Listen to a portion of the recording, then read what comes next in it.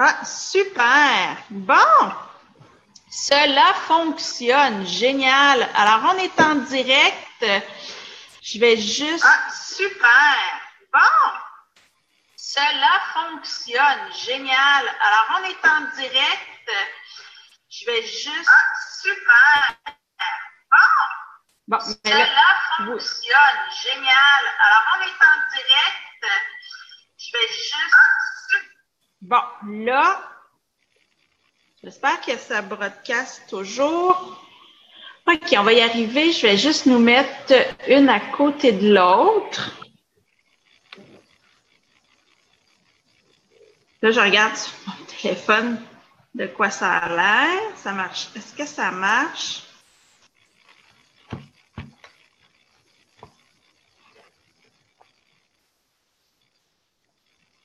Là, j'ai fermé mon Facebook, mais est-ce que ça fonctionne toujours?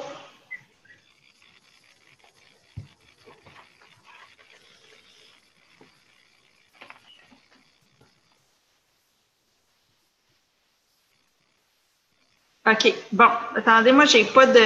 Je vois vos commentaires, donc c'est super. Donnez-moi 2 secondes. Là, c'est trop pour ma connexion Internet, je pense. Je vais mettre mon téléphone sur un autre réseau pour pouvoir lire vos commentaires en même temps. Après ça, on va faire ça en bonne et due forme. Moi, l'image est gelée sur mon téléphone. OK, là, on te voit bouger. Patricia. OK, puis je pense que… Ah oui, là, je viens d'apparaître. OK, génial. Bon, il y avait un petit délai. Super! OK. Bonjour tout le monde. Merci de votre patience. On a eu des petits pépins techniques, mais bon, on est live, c'est l'important. Et aujourd'hui, on parle de relations amoureuses toxiques. Comment en finir? Je suis en compagnie de l'auteure Patricia Nowakowski. Bonjour Patricia. Je suis très contente de te recevoir. Merci d'avoir accepté l'invitation. Et oui, tu es une experte des relations toxiques, surtout parce que toi-même, hein, tu en as vécu et tu as fait tout un cheminement là, pour t'en sortir. Donc, c'est ce que tu viens nous raconter aujourd'hui. Donc,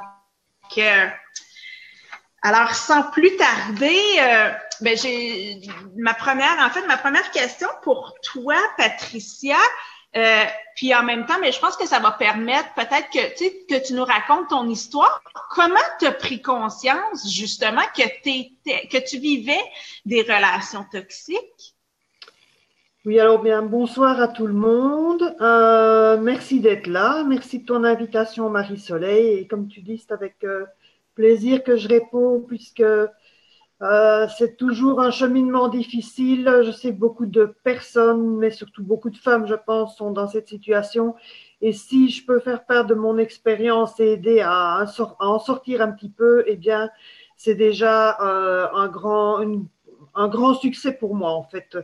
Alors, comment j'ai pris conscience du fait que j'étais dans des relations toxiques? Ben, je vais dire que sur le moment, quand j'y étais, en fait, je ne m'en rendais pas forcément compte. Comme tu as dit, je vais juste raconter en quelques mots les 2 dernières relations que j'ai eues et qui m'ont amené à faire un parcours personnel. Bon, d'abord, je suis restée 4 ans avec une personne d'une autre nationalité qui était mariée et qui allait toujours divorcer, mais qui finalement n'a jamais divorcé et qui, au bout d'un certain nombre d'années, c'est-à-dire 4 ans, est retournée dans son pays au bout du monde. Moi, j'habite en Belgique. Quand je parle de bout du monde, c'est du côté Asie, etc. Je suis ensuite tombée, parce que je pense que c'est le bon mot, sur une personne qui habite ici à Bruxelles et à nouveau relation de 4 ans. Et puis un soir, ce monsieur me dit, mais finalement, je n'en ai jamais rien eu à faire de toi. Donc voilà, je termine ici par téléphone, il faut quand même le signaler. Et à ce moment-là, comme je suis tombée excessivement bas, je me suis fait accompagner. Et là, c'est là que j'ai pris conscience qu'en fait, ce type de personnes sur qui je tombais, ben, c'était finalement pas, entre guillemets, des bonnes personnes. En tout cas, c'était pas des personnes qui m'amenaient des relations dans lesquelles je pouvais être mieux avec moi-même ou être mieux moi-même. Je me retrouvais en fait avec des gens qui ne me tiraient pas vers le haut, mais plutôt vers le bas, c'est le cas de le dire. Et là, je me suis rendu compte qu'en fait, je répondais toujours aux mêmes mécanismes et je remettais toujours les mêmes mécanismes en fonctionnement et que ces mécanismes-là ne portaient pas à l'épanouissement, ne portaient pas au plaisir, ne portaient pas au bonheur. Et là, j'ai vraiment compris qu'en fait, il y avait des choses qui n'allaient pas, dans mon comportement notamment et principalement, parce qu'en fait, j'acceptais des choses qui étaient inacceptables. Donc, par exemple, l'exemple concret, c'est un homme marié qui va toujours divorcer. Ben, on sait tout de suite, maintenant après coup, on le sait, mais que ça, c'est déjà quelque chose qui à la base est foireux. Bon, qu'ils le disent une fois, ça passe, deux fois, ça passe, la troisième fois, il faut se dire, bon, il n'y a rien à faire avec ça, on s'en va. Et le suivant, en fait, eh bien, lui ne démontrait par exemple aucune réelle marque d'affection. Mais je m'en suis rendu compte qu'après, je trouvais ça normal parce qu'il venait de sortir d'un divorce et que, et que. Et donc, en fait, je me suis rendu compte que je n'étais qu'un pansement. Mais ça, je me le suis rendu compte après, évidemment. Donc voilà, c'est comme ça que, en fait, j'en suis arrivée à me dire, ben, maintenant que je suis au fond du trou, ou bien je reste là, ou je réagis et je remonte. Et comme on n'a qu'une vie, j'ai choisi la deuxième solution. Donc voilà. Et pour celles qui nous écoutent aujourd'hui, comment on arrive à prendre conscience là, de façon générale, ou en fait, oui, comment on arrive à en prendre conscience qu'on est dans une relation toxique et pour quelles raisons on se retrouve dans une relation toxique? Alors, on arrive à en prendre conscience quand bien on sent qu'on a des choses au fond de soi qui. J'ai des petites voix qui disent, tiens, il y a quand même quelque chose qui n'est pas normal là. Est-ce que tu ne te poserais pas quelques questions? Et quand en plus, et où, je dirais ici dans ma réponse, et ou bien on n'écoute pas les voix, ou on ne les entend pas, ou on ne veut pas les écouter. Et donc, je pense que quand on commence à sentir en soi quelque chose qui fait un peu une friction, voilà, je prendrais cette image-là, comme quand il n'y a pas de l'huile dans le moteur. Là, on voit bien que ça fait. Mais bon, on continue, et à un moment, bon, il y a le moteur qui explose. Donc voilà, c'était la première partie de ma réponse à la première question. La deuxième, tu peux me la rappeler? Oui, je vais te la rappeler. Donc, juste revenir sur, oui, je t'ai posé deux questions en même temps. Mais, si je reviens sur la première, dans le fond, ce que tu dis, c'est que la petite voix à l'intérieur de nous, elle est extrêmement importante, là. Oui, tout à fait. Elle est extrêmement importante et je pense qu'une des raisons pour lesquelles, ah oui, c'était cela, ta deuxième question et on y revient, on y arrive comme cela. En fait, pourquoi on arrive dans des relations toxiques? Mais parce que déjà, cette petite voix, je pense qu'on ne l'a jamais vraiment écoutée au fil de sa vie.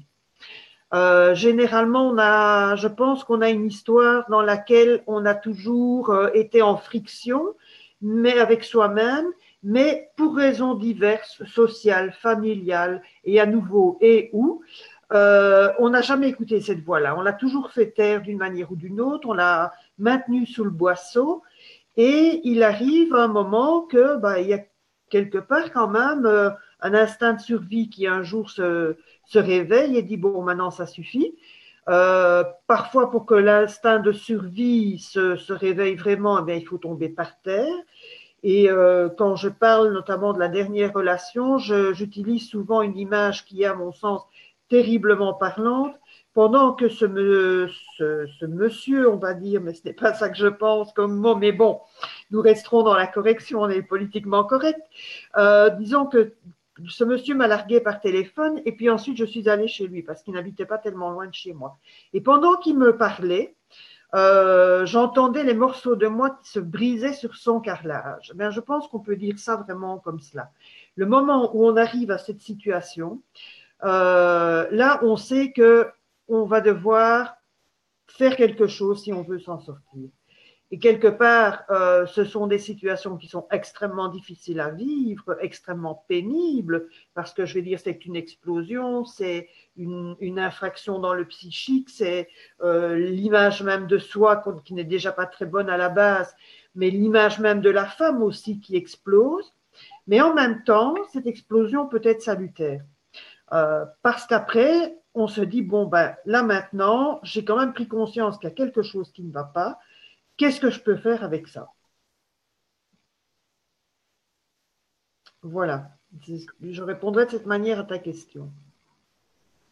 Et je suis curieuse de savoir, parmi celles qui nous écoutaient aujourd'hui, Patricia faisait référence à la petite voix qu'on n'écoute pas. Est-ce que ça vous parle? Est-ce que ça vous parle, ça? Est-ce que effectivement vous avez de la difficulté à écouter cette petite voix-là? Vous pouvez me l'indiquer dans les commentaires. Je suis curieuse de le savoir. Et Patricia, raconte-nous un peu comment on fait pour s'en sortir. C'est quoi les étapes? La première étape, qui est, me semble-t-il, la plus difficile au début, bah, c'est déjà d'accepter que, la relation est finie. C'est parfois d'autant plus difficile à accepter que on peut être liquidé, jeté, et j'utilise les mots vraiment, comme on dit en anglais, on purpose, parce que c'est vraiment la manière dont on le vit. On ne vit pas ça simplement comme une séparation de quelqu'un qui ne veut plus être en couple seul avec toi, mais comme quelque chose où on est évincé, on est jeté. Il faut bien se rendre compte aussi que parfois, la manière de le faire de la part de l'autre est particulièrement violente. Il va pas mettre des gants, il va te dire oui, j'ai plus envie de toi, ou des choses comme ça qui sont quand même très dures à entendre pour quelqu'un. Et donc là, ben, la première chose à faire, c'est ça c'est fait, je ne suis plus en couple à partir de maintenant. Il y a donc tout un deuil à faire. Et la première chose, je pense, qui est à la fois le plus difficile, mais aussi qu'on peut recommander pour soi-même, c'est d'accepter le fait qu'on va devoir passer tout un temps, y voir un temps certain, à faire un cheminement. Il va d'abord falloir accepter la décision de l'autre, il va y avoir toute la bataille contre le non, c'est pas possible, on va peut-être essayer de relancer l'autre, etc. Bon, on sait comment ça se passe dans ces cas-là.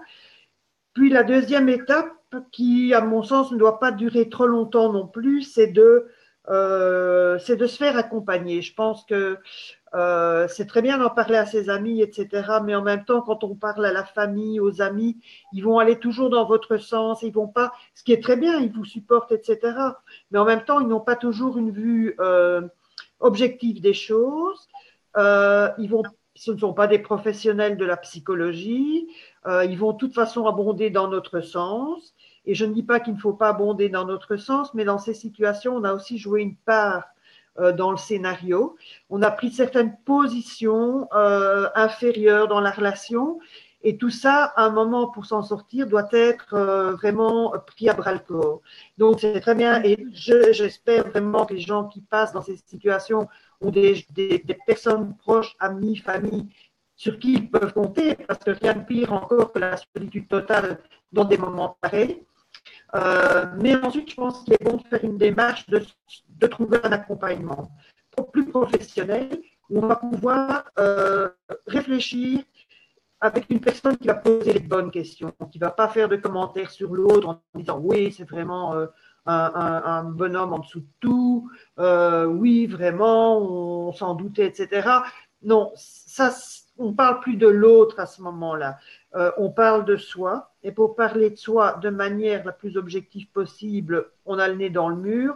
C'est donc pas possible de le faire soi-même. Aller chercher de l'aide à l'extérieur, je pense, et les programmes comme tu proposes sont effectivement des étapes vraiment essentielles pour pouvoir je veux dire, faire un peu du méta-regard sur ce qui vient d'arriver. Bon, les premiers temps, c'est forcément penser les blessures. Hein, ça, il n'y a pas. Je veux dire, c'est comme quand un camion vous a roulé sur la jambe. Ben, la première chose, c'est à l'hôpital et on soigne. Hein. Mais ensuite, il faut se demander aussi, mais comment c'est arrivé? Et pour s'en sortir, je pense que c'est l'étape essentielle. C'est d'arriver à un moment de sa vie où on se dit comment c'est arrivé. Maintenant, je m'arrête, je me mets je ne vais pas dire en autarcie, mais je rentre en moi-même et je cherche vraiment à comprendre d'où ça vient, pourquoi ça se reproduit toujours, comment j'agis dans ces situations de couple, etc. Qu'est-ce que j'accepte, qu'est-ce que je fais, qu'est-ce que je ne fais pas. Et à partir de ce moment-là, alors là, on commence à progresser parce qu'on commence à comprendre tout ce qui est, je vais dire, en dessous du niveau de l'iceberg, mais que l'on n'a jamais verbalisé, mis en mots, identifié. Et tant qu'on n'identifie pas, entre guillemets, un ennemi ou une chose, il est très difficile, voire impossible, de pouvoir travailler dessus. Il faut pouvoir nommer pour travailler. Et donc, ça, c'est une étape qui va prendre un temps, mais en fonction de chacun, de son histoire. Il n'y a pas de… par exemple, j'entendais des gens, quand j'étais après ma dernière rupture, qui me disaient « Ah, mais allez, ça fait maintenant près de 12 mois, tu penses encore à cette histoire ?» Ben oui, les gens vont parfois avoir tendance à culpabiliser, à dire « Allez, on passe là-dessus ». En fait, non, on ne passe pas là-dessus. Et la bienveillance envers soi-même demande que l'on s'accorde le temps qui est nécessaire pour faire du bon travail, pour faire du travail complet. Et puis, je vais dire, c'est pas construire un mur. Hein, y a pas, on doit mettre autant de briques tous les jours là-dessus. On le fait en fonction de son rythme. Et il y a aussi un travail intérieur qui doit se faire. D'ailleurs, je pense qu'entre les séances, chez la personne qui m'accompagnait, je pensais énormément, je sentais énormément, je sentais bien qu'il y avait des choses qui s'accomplissent à l'intérieur, mais ces choses-là, on ne sait pas les pousser dans le dos, même avec un vent du nord dans le dos, ça ne fonctionne pas. Donc voilà, prendre le temps, se poser, surtout, je pense, essentiel, ne pas se relancer dans une relation, parce qu'alors, on se réexpose, les blessures ne sont pas fermées, les cicatrices sont encore bien béantes, on se relance dans une relation pour avoir une relation, et à ce moment-là, eh bien, on s'expose à retomber encore plus bas. Donc voilà, se protéger, être bienveillant avec soi-même et prendre du temps. Donc, si je récapitule, la première étape, c'est bien sûr de faire le deuil de la relation et après ça, ce que tu suggères, bon, c'est de se faire accompagner afin d'avoir du recul parce que tu donnais l'image de l'iceberg. Donc, le gros du travail à faire, là, est en dessous de l'eau, en fait, là. Oui, tout à fait, parce qu'en fait, les relations que l'on a, et j'insiste sur le mot a, et j'y reviendrai après, en fait, les relations que l'on a, ce n'est que la partie supérieure. Toutes ces relations foireuses, ce n'est que la partie supérieure, c'est finalement le symptôme de quelque chose qui est beaucoup plus enfoui. Et c'est justement sur ce qui est enfoui et qui fonctionne en nous-mêmes sans qu'on s'en rende compte forcément, sans qu'on perçoive bien les mécanismes qui sont à l'œuvre et qui pourtant reviennent à chaque fois, tant qu'on n'est pas allé les chercher, les dépioter. Et dans le livre, au début, je fais une analogie avec les abysses maritimes dans lesquels on aurait des grandes racines qui descendraient très bas. Il faut aller les arracher vraiment, ces racines, les retrouver, les arracher, comprendre comment elles ont fait pour grandir. Et alors, à ce moment-là, on pourra avoir un résultat différent à l'extérieur. Alors, quand je dis on a une relation, je pense que c'est quelque chose d'essentiel aussi, parce qu'en général, les personnes qui se jettent comme ça dans des relations les unes après les autres ont un besoin fondamental d'avoir quelqu'un dans leur vie pour s'accorder une valeur ou pour croire qu'ils ou elles ont une valeur. Mais avoir des relations, c'est pas du tout la même chose que être en relation.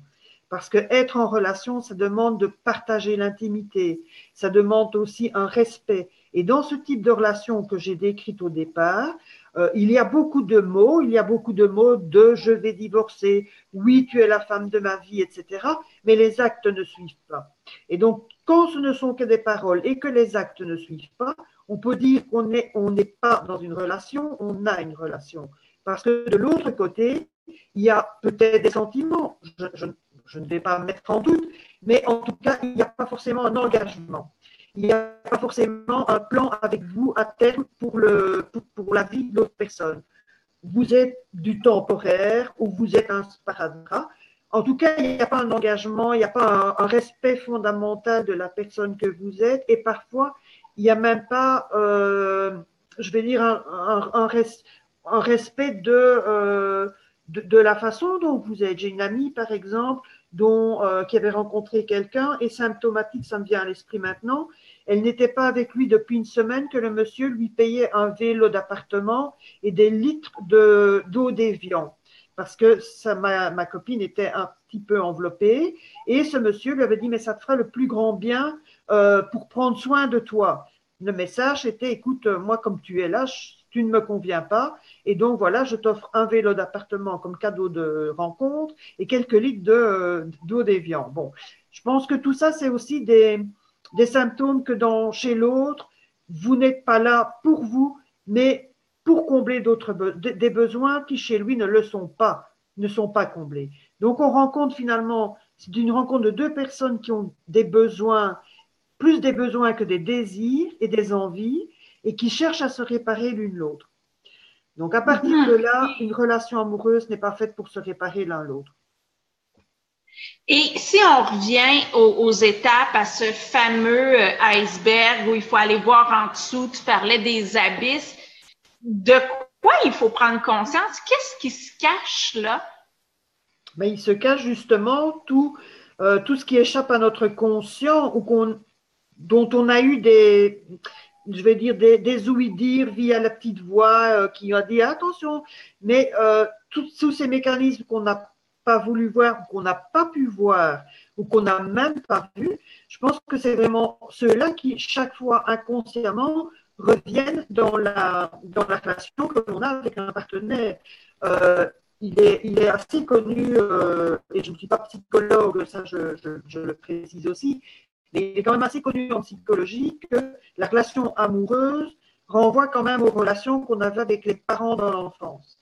Et s'il y a eu là des ratés dans le développement, qu'on a été par exemple bien formaté, bien frelaté, plutôt que bien respecté et aidé à se développer tel que l'on était, on se retrouve avec des mécanismes qui se sont mis en route, mais dont on n'a absolument pas conscience.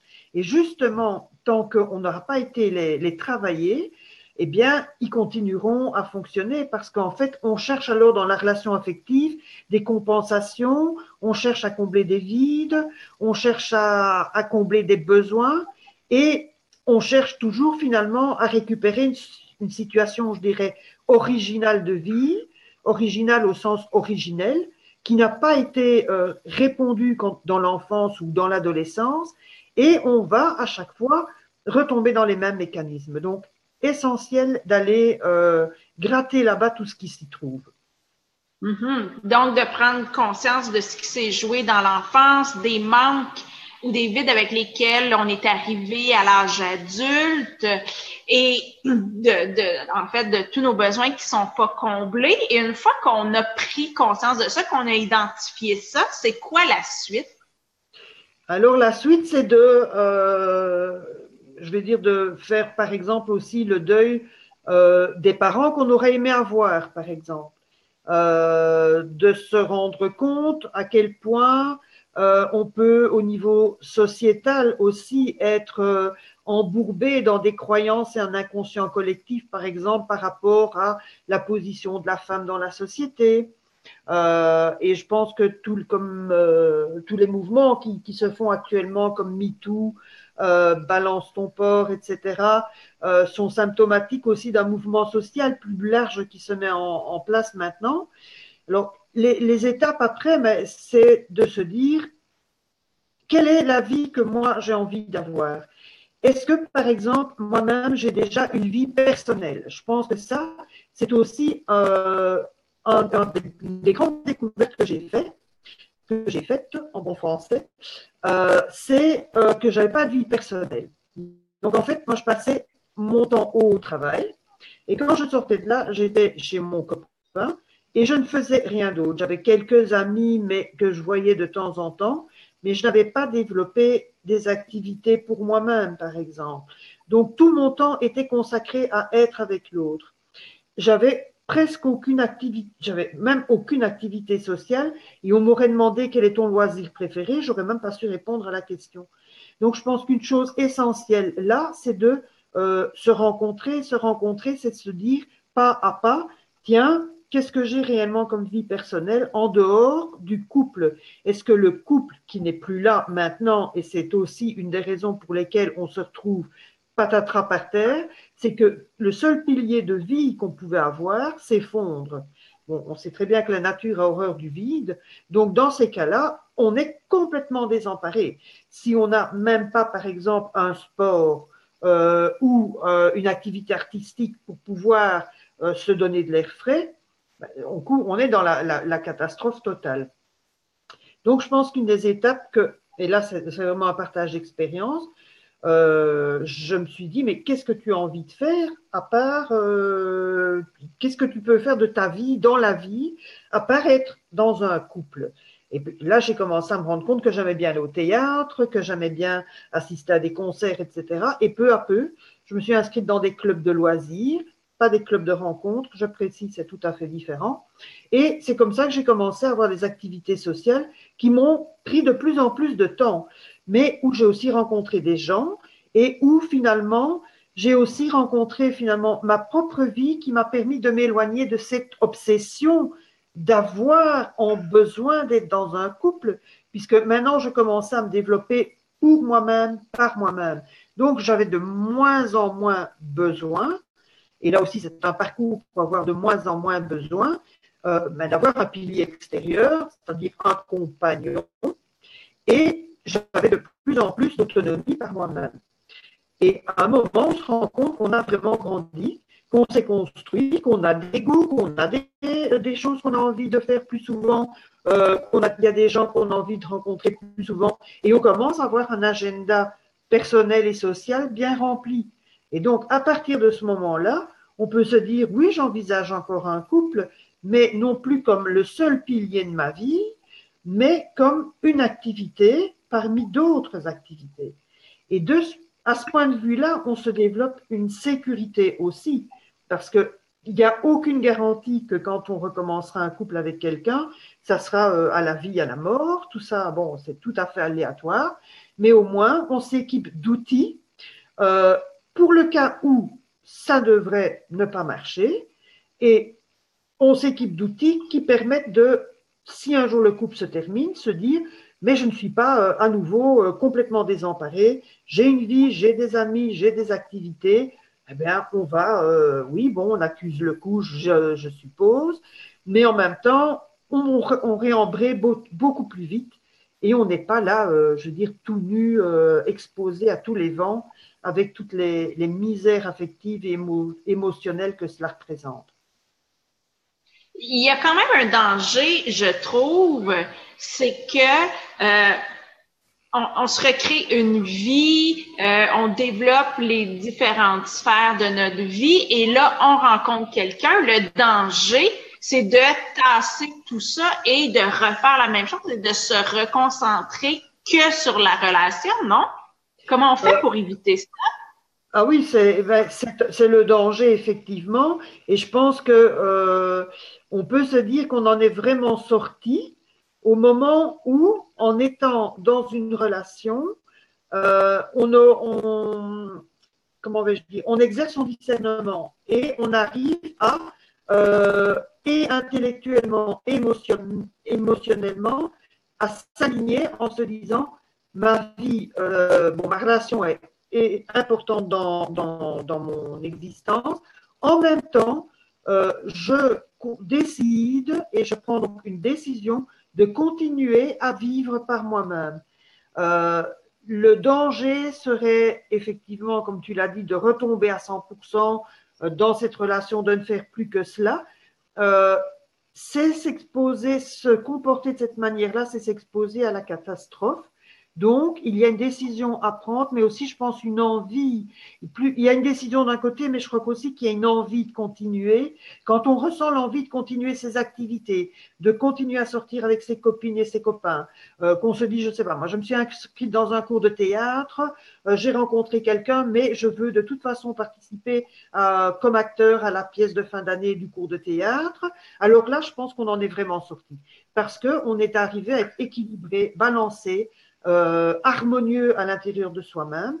Et on a plusieurs pièces qui sont, on se sent constitué non pas d'une seule pièce à laquelle on s'accroche comme la seule liane là qui resterait dans la brousse, mais on a au contraire plus, on sent que sa vie est faite en fait de plusieurs piliers et qu'on n'est pas prête à abandonner un pilier pour un autre. Donc, on fait un puzzle de choses et on veut continuer à faire ce puzzle de choses parce qu'on sait aussi que dans les activités que l'on mène à côté du couple, on satisfait des besoins, des sensations, des désirs que le couple, par exemple, ne va pas satisfaire. Donc, c'est complètement différent de se dire je me mets au football de mon compagnon parce qu'il y a que ça qui l'intéresse et que moi, ça ne m'intéresse pas, mais je vais quand même me mettre pour être avec lui.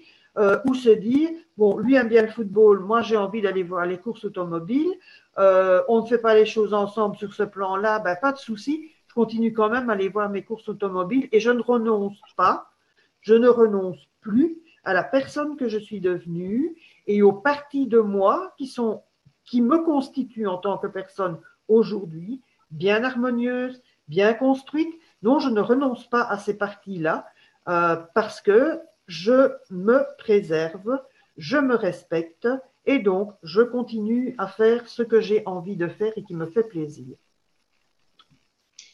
Pour en arriver là, cependant, il faut développer de l'estime de soi, un amour. Pour ça, il faut arriver à se sentir importante et à se passer au premier plan, non? Tout à fait, oui, tout à fait. Il faut d'abord et avant tout, et c'est le problème, je pense, de la plupart des femmes, puisque je parle au nom des femmes et pas des hommes, des femmes qui se retrouvent dans des relations toxiques, c'est qu'il n'y a pas d'estime de soi. C'est un point qui est essentiel, c'est que d'abord, enfin, moi je me sentais, je vais parler de mon expérience, je me sentais, par exemple, quand j'allais dans des soirées, c'était très symptomatique. J'étais là sans être là. C'est-à-dire que j'étais un peu en situation de dédoubler. Je me sentais dans la soirée, en même temps, je ne me sentais pas là. J'étais jamais vraiment à 100% dans les choses.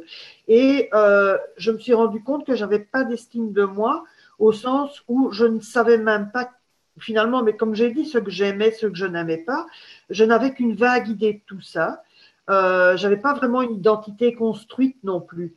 Par exemple, au niveau ça se montrait aussi au niveau du travail, quand on me disait, tiens, mais quel type de travail Bon, à un moment, j'ai perdu mon emploi suite à la crise des subprimes, et on m'a demandé, bon, mais maintenant, tu vas te diriger vers quoi? Qu'est-ce que tu aimerais faire? Aucune idée. J'avais toujours pris mes emplois, et jusque-là, j'avais eu la chance de m'y tomber. J'avais pris mes emplois un petit peu au hasard. C'est-à-dire ceux qui se présentaient, ah, oui, bon, c'était pas trop mal, je prenais. Ça, c'était pas trop mal, mais c'était pas non plus exceptionnel. Mais je ne savais pas ce que je voulais faire, je ne savais pas ce que j'aurais pu faire. Donc, je prenais ce qui passait avec l'idée que, quand même derrière, et si quelque chose ne passe, si plus rien ne passe après, prenons, on verra après. Bon, j'ai toujours eu, comme je l'ai dit, de la chance de pouvoir développer ensuite des fonctions intéressantes, etc. Mais pour le même prix, j'aurais pu tomber dans n'importe quoi.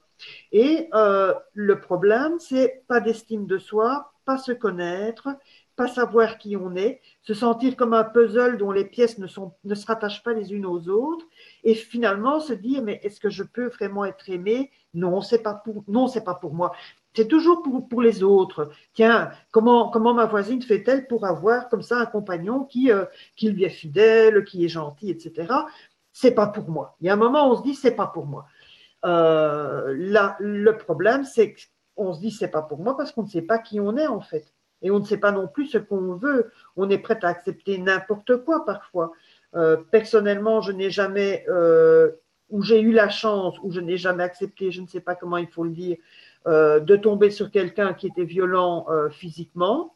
Et je n'ai jamais passé la frontière non plus de donner de l'argent, de me dégarnir financièrement. Mais pour le même prix, il y a des femmes qui tombent dans ce genre de relation.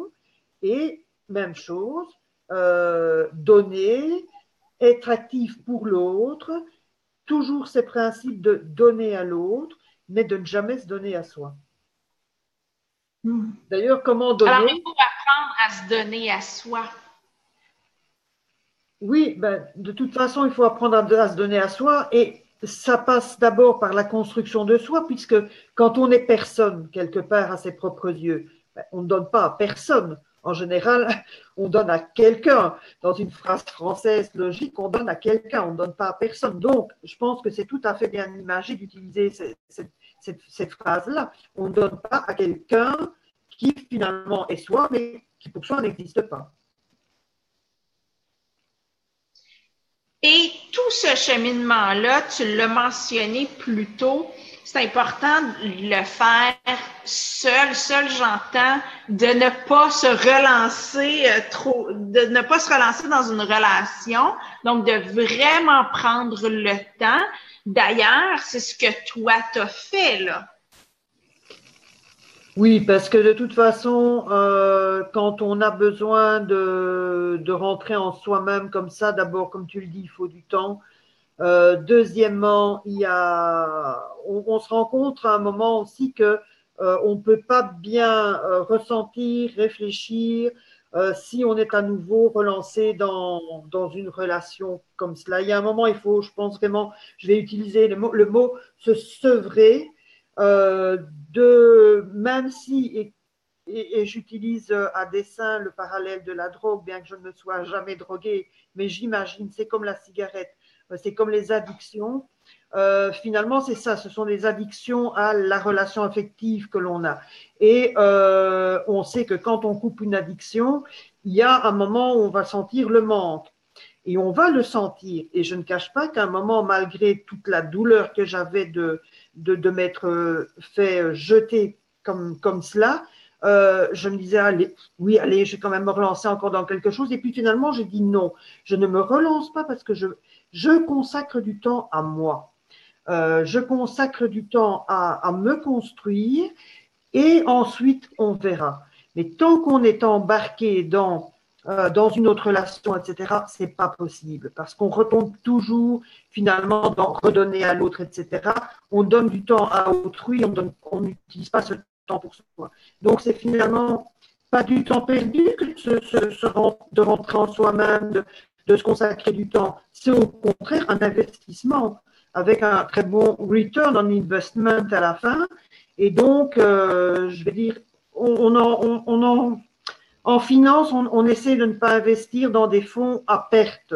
Eh bien, en relation affective, je dirais, c'est la même chose. Et la première relation affective qui doit amener un retour sur investissement, c'est la relation qu'on a avec soi. Et je pense que quand on est une femme qui tombe dans des relations toxiques, on n'a pas de relation affective avec soi, puisque forcément, on ne se connaît pas, comme j'ai dit, on est un puzzle incomplet qui un peu perdu dans l'univers.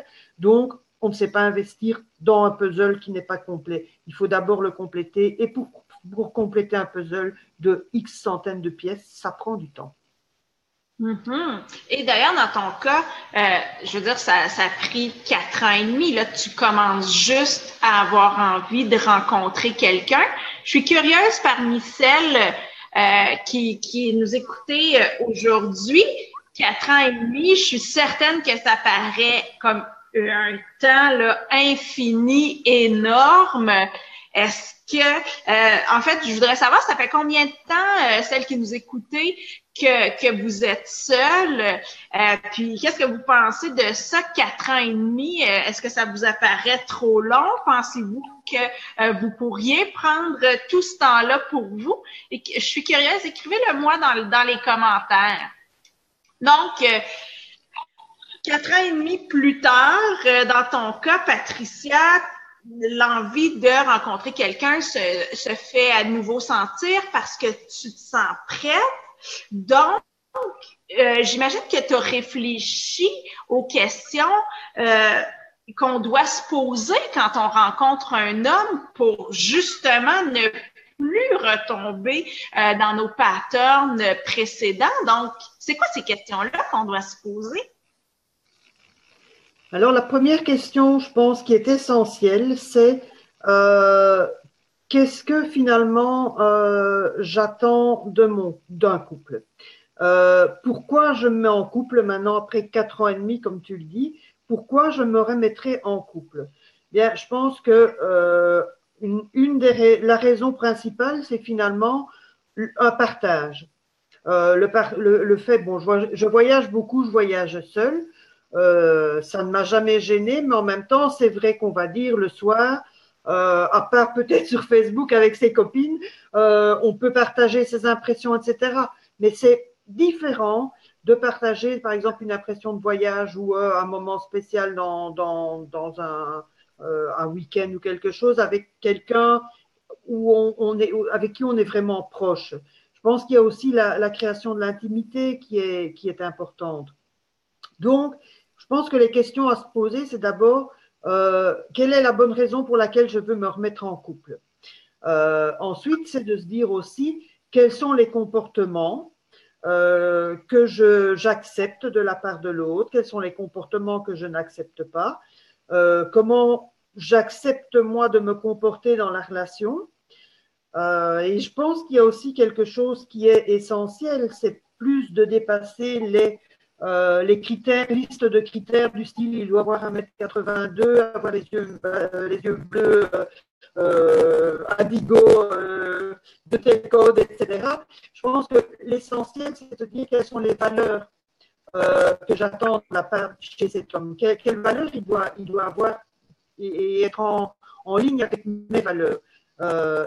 Bon, si je dirais par exemple simplement, un exemple qui me vient à l'esprit maintenant, c'est est-ce que je suis plutôt orientée vers quelqu'un qui va avoir comme but essentiel dans la vie d'accumuler dans une optique un peu beaucoup consumériste, ou bien est-ce que moi je préférerais aller rencontrer quelqu'un qui a des valeurs, on va dire, différentes et par exemple va consacrer pas mal de temps à des œuvres caritatives. Je prends un exemple vraiment bateau et très extrême, parce qu'on peut avoir envie d'avoir des choses dans sa vie matérielle et en même temps être impliqué dans des activités. Mais je prends vraiment les deux extrêmes parce que c'est essentiel. Si on a quelqu'un qui ne s'intéresse qu'à la cylindrée de sa voiture, si vous avez envie qu'il s'intéresse à vous, il va peut-être y avoir comme un problème. Je pense qu'il y a aussi un critère, quelque chose qui est essentiel, c'est de bien faire attention à ce que j'ai appelé dans le livre les fameux red flags. C'est-à-dire que quand on rencontre quelqu'un, que ce soit dans la vie quotidienne, le travail, dans un magasin ou quoi que ce soit, et surtout dans la relation affective, on donne tous dès le départ à l'autre des indices sur la manière dont on envisage une relation. Le ton de la voix, la posture corporelle. Alors là, pour l'instant, j'évite de regarder la caméra de mon PC parce que quand je vois comment j'apparais là, c'est vraiment horrible. Donc, ne vous fiez pas à la tête que j'ai là-dessus, s'il vous plaît. Mais je vais dire, vraiment, c'est important de se dire que les gens, dès le départ, volontairement, mais aussi involontairement, émettent des signaux. Et il est important de les capter parce que dès le départ dans la rencontre avec un homme, il y aura des signaux qu'il va vous envoyer. Ce sera par exemple des petits mots dans une phrase, ce sera une attitude par rapport par exemple à un serveur dans un restaurant. Est-ce qu'il adopte un ton condescendant quand il passe une commande? Est-ce qu'il aime la personne de l'autre côté du restaurant, etc. Toutes ces choses qu'au départ, les gens nous donnent, mais que parfois on ne veut pas écouter ou qu'on ne pouvait pas écouter auparavant, deviennent très importantes à prendre en compte. Donc, on peut être dans le plaisir d'une soirée, certainement, et je ne vais pas le cacher, si quelqu'un m'emmène au restaurant, ça me fera plaisir, mais en même temps, je pense qu'il est essentiel de pouvoir garder la tête bien froide et d'exercer son discernement et de voir s'il y a des petites… La petite voix vous dit quelque chose, et quand elle vous dit quelque chose, de faire attention à ce qu'elle vous dit. Parce que là, les personnes mettent dès le départ, et on joue à deux là-dedans, hein, attention, on joue à deux, on met tout de suite au départ une espèce de danse ensemble, en marche. Et quelle est la position que moi, dans cette danse, j'adopte? Est-ce que, par exemple, je me rappelle d'une personne que j'avais rencontrée, il m'interrompait continuellement quand je commençais une phrase. Bon, ben ça, c'est un signe. La personne ne vous écoute pas. Ce que vous lui dites, ben, ça ne l'intéresse pas. Il y en a que pour lui. Ben, voilà, s'il n'avait pas envie d'être dans une relation avec quelqu'un qui, dès le premier rendez-vous, coupe la parole tout le temps, ben voilà, on arrête là. C'est nettement mieux. Donc, les red flags sont essentiels et on peut faire ça tout à fait, je vais dire de manière relaxe, hein, on n'est pas un interview de recrutement où on scrute la moindre des choses, mais être attentif, se dire tiens, et puis faire un petit bilan, se dire oui, voilà, bon, j'ai entendu ça, ça m'a plu, ça par contre, ça m'a moins plu, est-ce que ce sera important pour moi, pas important? Voilà, l'autre n'est pas parfait, on n'est pas parfait non plus, donc on ne fait pas passer un screening de la meilleure qualité à 100% d'un produit, mais il y a quand même des choses essentielles auxquelles faire attention. Et je prendrai l'exemple que j'ai pris dans mon livre, la fameuse Karina, qui est l'héroïne du livre, quelque part le fil rouge, qui attend son rendez-vous devant un mur blanc, et elle porte un manteau noir. Et quand l'homme arrive, ce qu'il lui dit, c'est « Tiens, je ne vous avais pas vu ». C'est comme entrer en matière un petit peu bof, de ne même pas dire bonjour et dès le départ, de dire comme ça « Je ne vous avais pas vu ». On est déjà parti pour un certain type de manière d'être de la part de l'homme. Est-ce que ceci répond à ta question, Marie-Soleil? Oui, et ce que je trouve vraiment intéressant dans ce que tu dis, Patricia, c'est que la table est mise dès le début. Tous les signes sont là. Il y a Caroline sur Facebook qui dit on ne sait pas forcément décoder les red flags. Alors, c'est pour ça que avant de se relancer dans une nouvelle relation, on a fait tout un travail avant ça sur soi pour justement ne plus être aveuglé par nos manques affectifs, nos besoins qui sont pas comblés. Donc, il faut pas perdre de vue que ce travail-là doit être fait, parce que je pense que Caroline, tu as raison quand tu dis que les red flags, on sait pas les décoder. Moi, c'est quelque chose que j'entends souvent au début de l'accompagnement avec une personne. Marie-Soleil, je te le jure, il n'y avait aucun signe.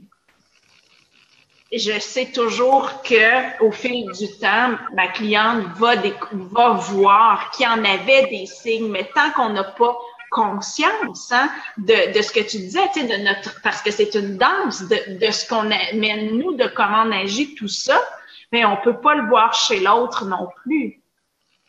Oui, et aussi, à partir du moment où on est dans le besoin d'avoir quelqu'un, on laisse passer beaucoup de choses.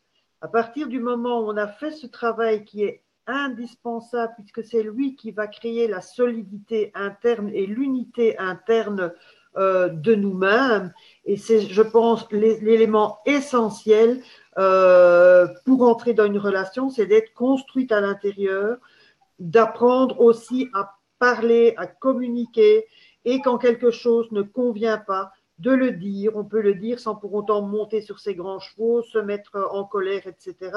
Mais dire, voilà, j'ai constaté telle chose, moi, ça ne me convient pas, et on en parle.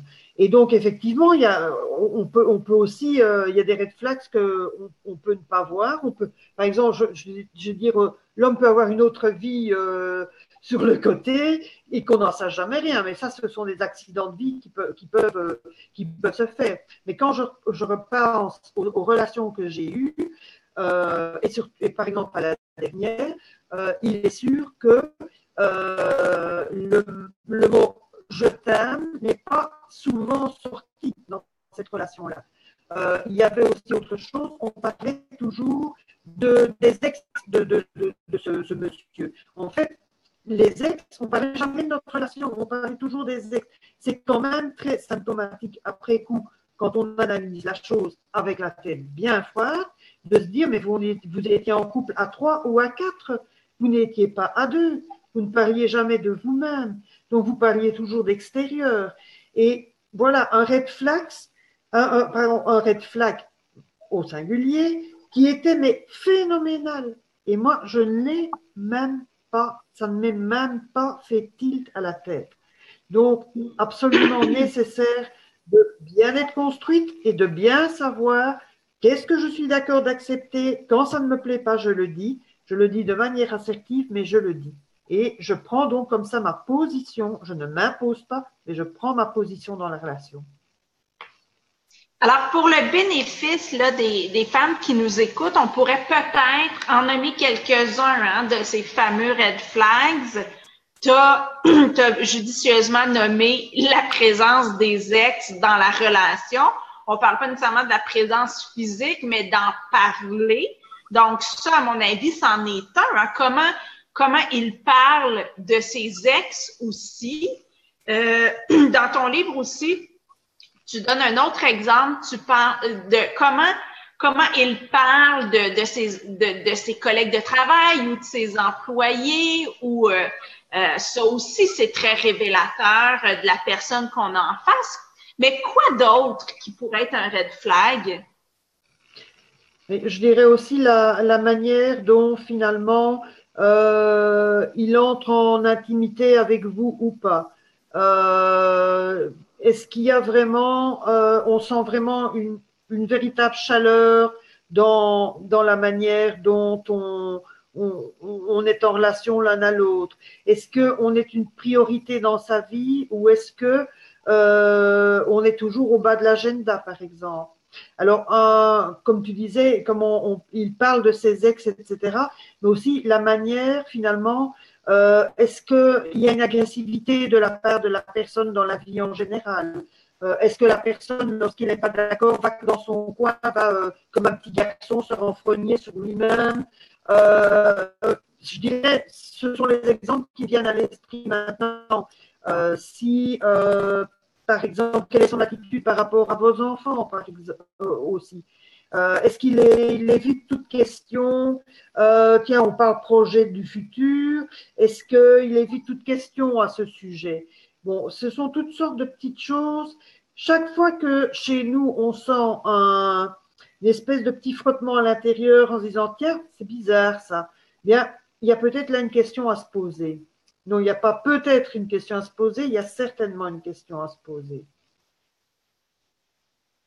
Bon, ce sont les exemples qui viennent à l'esprit pour le moment. Il y en a peut-être d'autres, et si tu en vois, vas-y, parce que comme cela, je ne trouve que cela pour le moment. Ben, j'ajouterais ces hommes qui jouent sur le chaud et le froid, donc qui sont ambigus parfois. Ils semblent très amoureux, puis ensuite très distants. Donc ça, à mon avis, c'est un grand signal d'alarme. Oui, tout à fait. Exact, oui.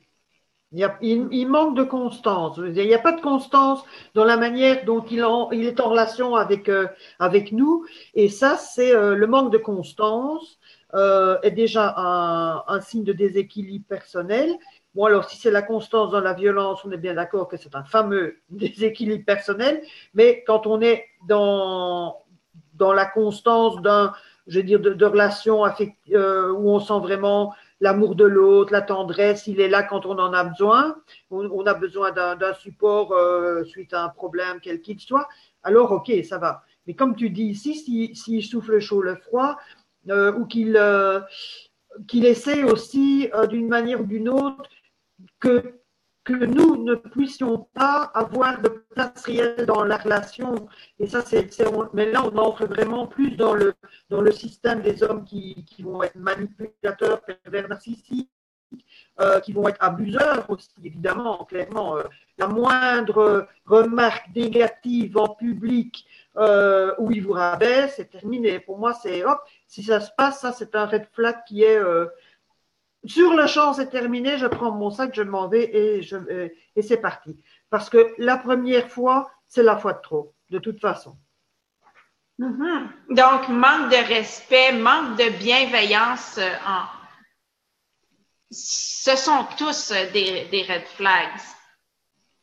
Oui, et finalement, c'est globalement dit, si je peux résumer en un mot, c'est un certain manque, et je dirais même un manque certain d'élégance. Et on peut se rendre compte de cela aussi dans un milieu professionnel, parce que les relations dont on parle ici, elles existent aussi dans le milieu professionnel, il n'y a pas que dans le milieu affectif. Mais par exemple, on en a déjà parlé, Marie-Soleil, j'avais pris un exemple dans une autre conférence de le manager qui traite les secrétaires de petites mains. C'est quoi ça? Ça dit quoi ça par rapport à ce qu'il a à l'intérieur, par rapport à la vision qu'il a d'une fonction et d'une personne qui occupe une fonction? Là, on va plus loin que la seule fonction, on touche même à la personne. Les personnes ne sont que des petites mains. Eh bien, ce genre de phrase, par exemple, en dit déjà long sur ce qui est à l'intérieur de la personne et qu'il exprime à l'extérieur. Bon, les gens très condescendants, par exemple, qui ne vont pas s'abaisser à aller serrer la main d'un ouvrier, par exemple. Mais c'est aussi un signe d'une manière dont la personne entre en relation ou n'entre pas en relation avec le monde, avec une certaine partie du monde et pas avec d'autres. Bon, j'ai une amie qui, à un moment, s'est fait traiter de vieille peau par son employeur, par exemple. Ça vous situe le niveau. Et c'est quand même très symptomatique de ce que ce monsieur a dans sa tête. Donc, je pense que les red flags dont on parlait tout à l'heure, c'est dans les mots, c'est dans les blagues qu'il va faire, par exemple. Comment, dans ces blagues, est-ce qu'il aime bien, par exemple, les blagues dans lesquelles on ridiculise les femmes? Ça peut être aussi des gens d'autres religions ou choses comme ça, parce que tout ça en dit énormément long sur la personne que l'on a en face de soi.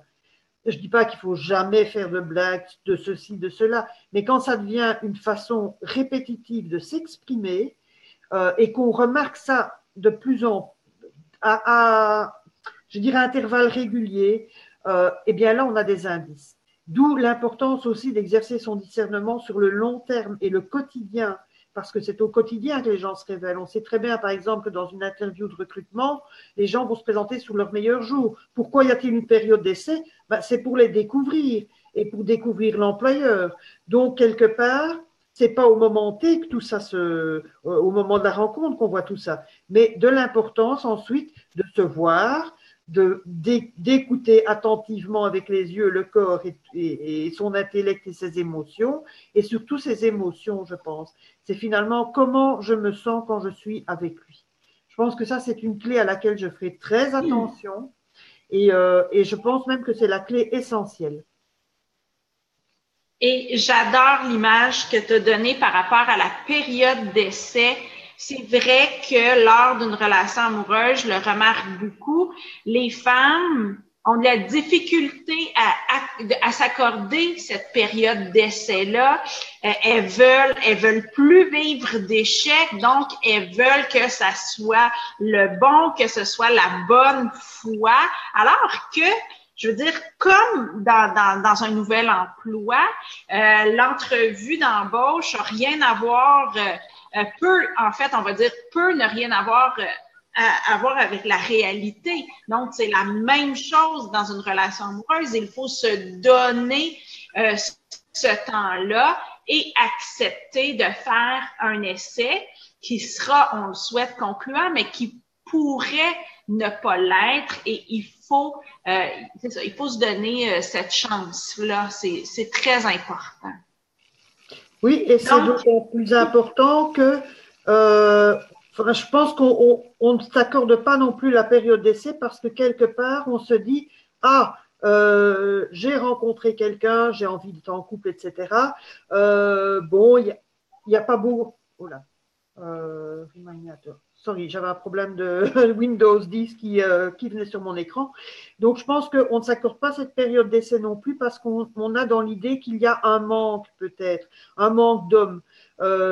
C'est un peu comme prendre le premier emploi qui passe par peur de ne plus en trouver un. Quand c'est la super grosse crise comme 2009, oui, c'est peut-être à ce moment-là, ça fait sens. Mais je vais dire, à part ça, il y a toujours des possibilités à côté. On n'a peut-être pas un plan B tout de suite, mais il y a toujours moyen, où il y a de grandes probabilités de trouver un plan B. À nouveau, je dirais, bon, l'emploi n'est peut-être pas un très bon exemple par les temps qui courent, parfois c'est un peu réduit, mais je vais dire, prenons un produit dans un supermarché, si on veut prendre cet exemple-là, ben, s'il n'y a pas le légume qu'on veut à ce moment-ci ou qu'on a envie d'avoir, eh ben, il y en a d'autres, et s'ils ne sont pas là aujourd'hui, ils seront peut-être là demain. Mais il n'y a pas forcément un manque en termes de quantité, mais on a un peu peur aussi. Le temps passe, parfois, bon, quand on a 20 ans ou qu'on a 50 ans, c'est pas encore la même chose. On n'a pas le même nombre d'années en principe devant soi, etc. On voit le temps qui passe et on se dit et si je ne trouve pas, et si je ne trouve pas. Mais à la fin, quel est le but? Est-ce que c'est de trouver n'importe quoi ou d'accepter d'attendre un peu plus en se donnant le choix et le droit de choisir et donc de multiplier aussi les rencontres. C'est pas pour ça qu'il faut en voir 50 par jour, hein, mais c'est pas non plus le premier ou le deuxième qui est forcément celui avec lequel on sera le mieux. Donc, se donner l'autorisation de prendre du temps et puis de laisser faire la vie aussi. Parce que bon, on peut par exemple essayer de rencontrer des gens, oui, aujourd'hui j'en verrai 3, demain j'en verrai 4 et j'ai mon planning à la semaine. Et peut-être que c'est d'ailleurs que ça va venir. Donc voilà, on ne sait pas non plus forcer le destin. On n'est pas dans une science exacte. Donc voilà, je ne dis pas qu'en restant chez soi, on rencontrera qui que ce soit. Mais en même temps, accepter de prendre le temps. Et je crois que c'est une des grandes leçons de la vie. C'est que pour les grandes choses dans la vie, il y a besoin de temps. Il y a des gens chez qui tout arrive apparemment, tout de suite, tout beau, tout cuit. Et puis il y a des gens chez qui ce n'est pas le cas. Ben, si ce n'est pas le cas, le mieux c'est peut-être de l'accepter et de se dire que peut-être chez les gens chez qui tout apparaît tout cuit, on ne voit pas ce qu'il y a derrière les façades, hein. Donc là, ce qu'ils montrent et ce qui est peut-être différent. Donc, on ne prend pas ça comme exemple. C'est éviter de se comparer aux autres, effectivement. Il me reste une dernière question pour Patricia. Alors, je vais vous inviter, si vous avez des questions pour Patricia, à me les écrire maintenant dans les commentaires afin que je puisse les poser pour vous. Donc, en attendant, je vais poser ma dernière question à Patricia. Patricia, c'est quoi le meilleur conseil que tu as à donner aux femmes qui nous écoutent aujourd'hui? Eh bien, le meilleur conseil, et je pense que c'est la clé finalement de toute une vie réussie, que ce soit affective, familiale ou professionnelle, c'est de cesser de toujours s'oublier, c'est de cesser de s'oublier et c'est d'investir en soi. Parce que la meilleure compagne qu'on puisse avoir dans la vie ou le meilleur compagnon que l'on puisse avoir dans la vie, c'est soi-même. Quand tout s'en va, il n'y a rien de plus sécurisant que de savoir que soi-même on est construit, qu'on peut compter sur soi-même. Et ça se construit. Tout ce qui est l'extérieur, c'est finalement, ce sont des sécurités qui n'en sont pas. Ce sont des choses qui du jour au lendemain peuvent partir. Donc, investir en soi et avoir en tête qu'on a le droit d'investir en soi. Il y a une différence entre être égoïste, égocentrique et d'investir en soi-même. Et je pense qu'on peut être un bon compagnon pour quelqu'un ou une bonne compagne que quand on a soi-même investi en soi aussi et qu'on ne prend pas l'autre pour, je dirais, une béquille ou un piédestal, mais qu'on le prend en termes de compagnon pour avoir des activités ensemble, pour avoir un projet de vie, mais pas quelqu'un sur qui on peut se reposer ou être, nous, quelqu'un sur qui un autre peut se reposer. Bon, il est clair que dans la vie, il y a des passages plus difficiles où on se dira, oui, bon, ben, je ne sais pas, moi, votre père décède, vous avez un compagnon, oui, vous allez peut-être vous reposer sur son épaule pour des choses administratives, etc. Mais de là à être dans la dépendance et de ne trouver son essence de vie que dans l'autre, de le prendre un peu pour une pompe à essence ou que l'autre vous prenne pour une pompe à essence, ça, ce n'est pas des bons plans. Donc, investissez en vous-même, vous avez le droit. Et comme femme, oui, vous avez le droit de vous investir en vous-même et de ne pas toujours être au service d'autrui. Vous avez aussi et tout à fait le droit d'être avant tout au service de vous-même. Et à partir de ce moment-là, vous devenez quelqu'un de rayonnant et quelqu'un qui peut apporter quelque chose aux autres. Comme c'est bien dit. Et je pense, Patricia, que tu as vraiment bien fait le tour du sujet parce que je ne vois pas de questions sur Facebook.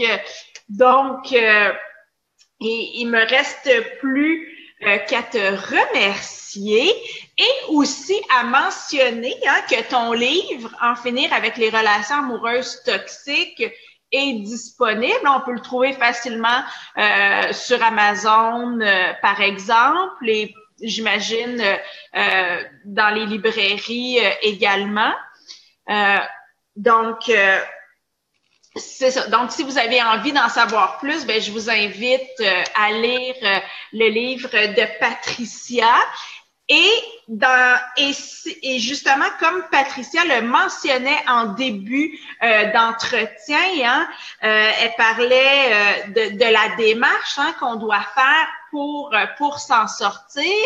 Elle parlait de mes programmes. Donc, un petit mot pour vous dire que la session intensive d'hiver du programme Trouver l'amour durable va commencer bientôt. Donc, les inscriptions sont en cours et c'est un programme qui retrace toutes les étapes que Patricia a évoquées aujourd'hui. Alors, je vous le mentionne. Donc, voilà, ça fait le tour. Je te lis un petit commentaire de Catherine qui dit merci pour votre conférence.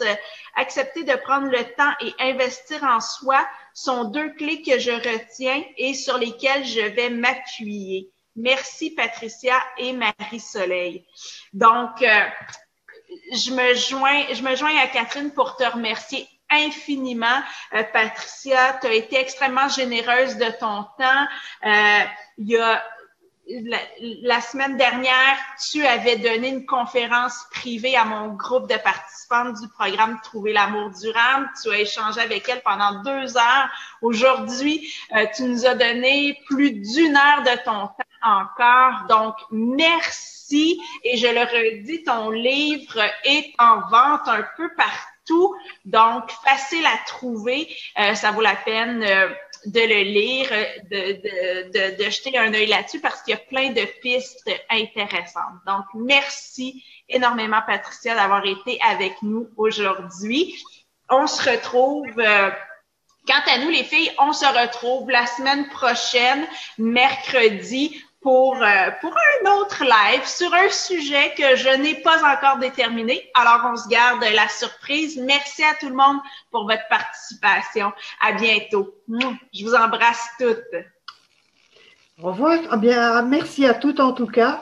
Et si des personnes qui ont participé aujourd'hui veulent me contacter sur Messenger, il n'y a pas de souci. Et c'est avec plaisir que je consacre du temps parce que je pense aussi que il y a encore une bataille à faire pour que les femmes puissent prendre leur place dans le monde aujourd'hui et que sortir des relations toxiques, ça fait partie de cette bataille-là. Et donc, c'est vraiment un plaisir de prendre du temps, de partager et de me dire qu'il y aura, j'espère, ne serait-ce qu'une personne qui peut s'en sortir. Et bien, alors là, tant mieux, je vais dire, et ce que j'ai vécu n'aura pas servi à rien du tout.